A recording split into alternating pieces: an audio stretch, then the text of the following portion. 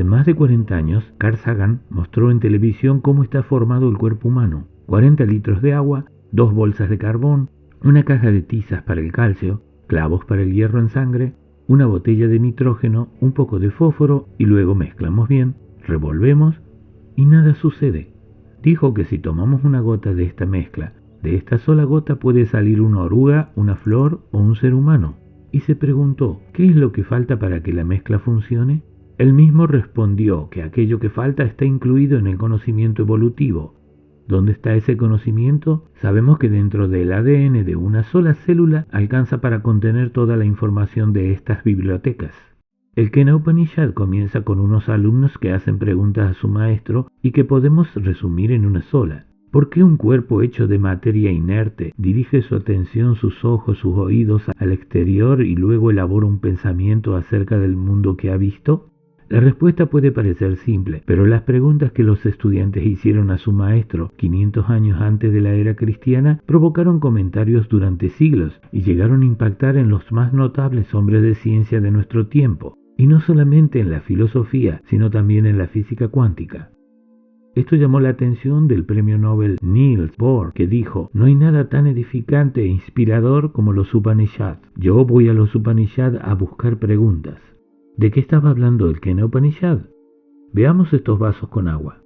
Cuando el ojo ve que lucen diferentes, yo siento surgir un pensamiento.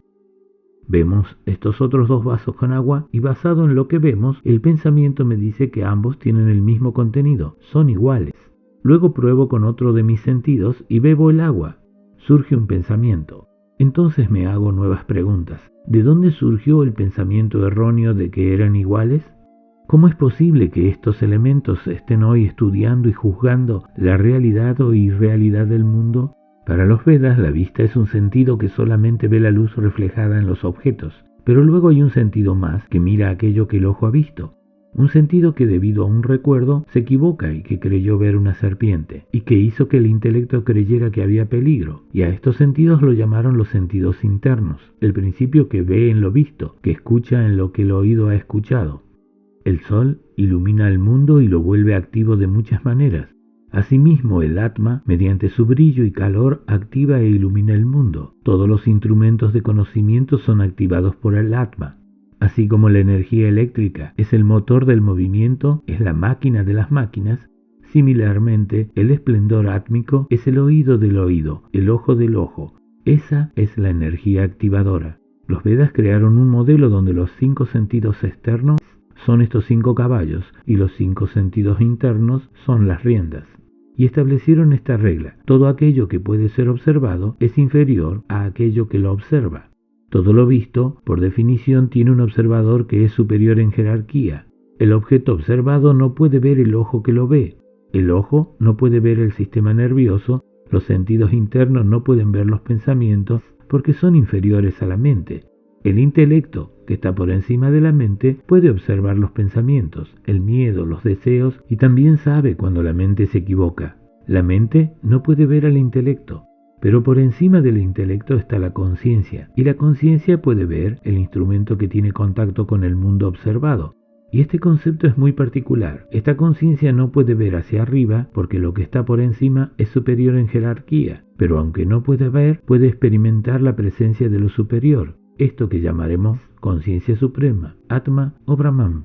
Por lo tanto, esta conciencia que puede observar todo el mecanismo no puede ser parte del mecanismo. Esta conciencia es llamada el testigo de la actividad que llamamos yo, y esta conciencia, cuando experimenta el contacto con lo superior, es llamada el sí mismo o Atma.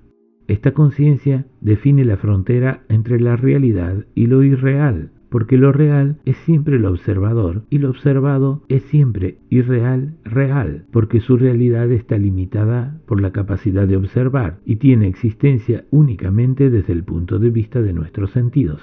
Repasamos lo que los estudiosos han identificado como puntos principales del Kena Upanishad.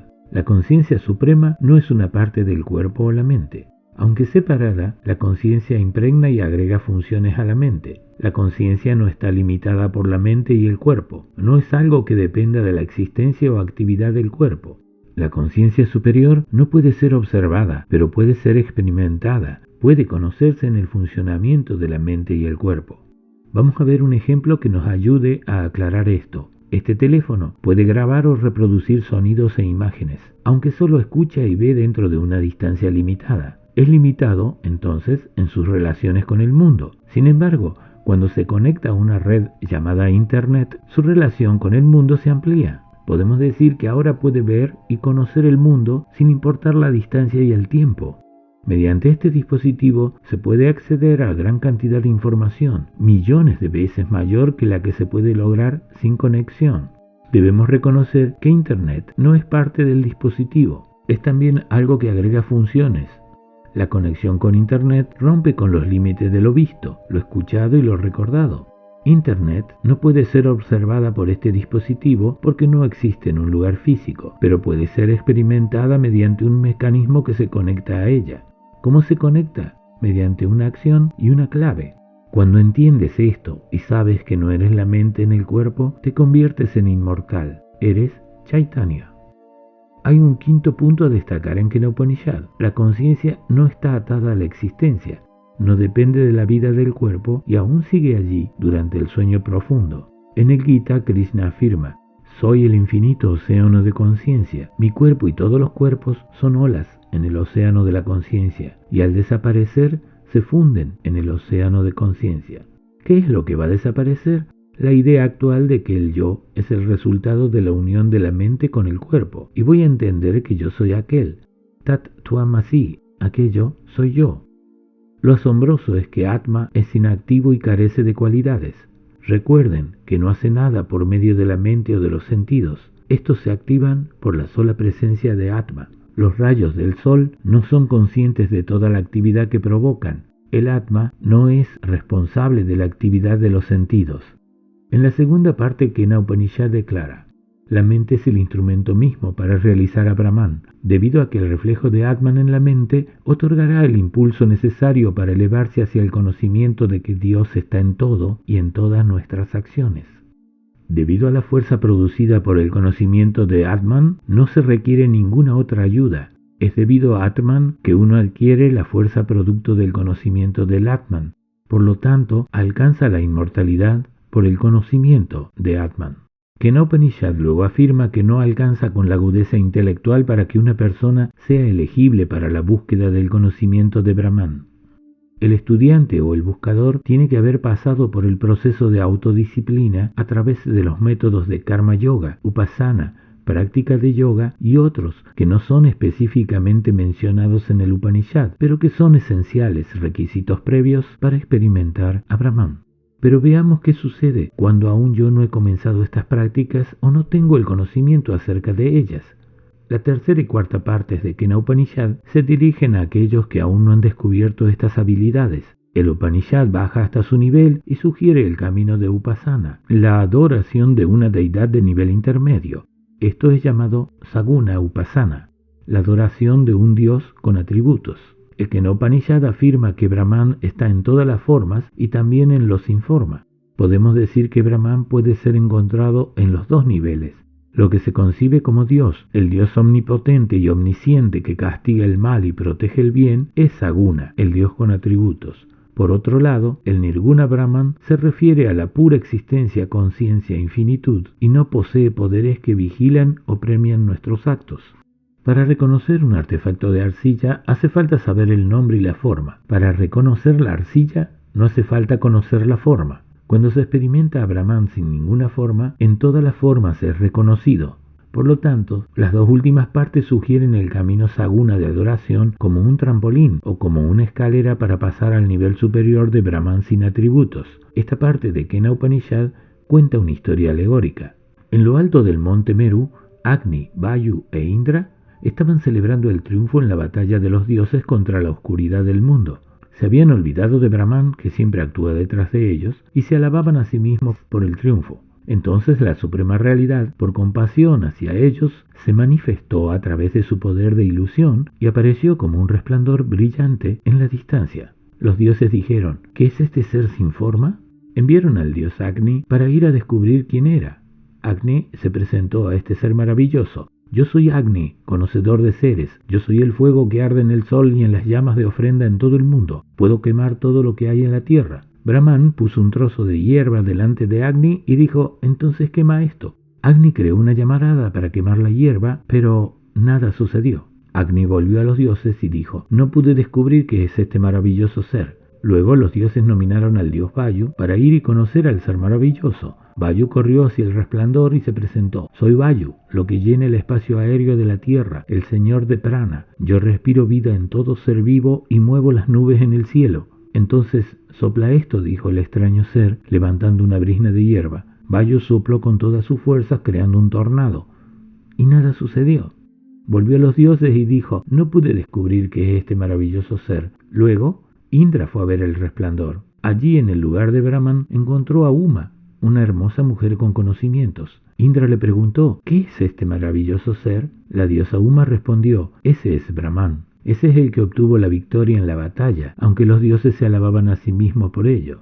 Indra entonces supo que era Brahman.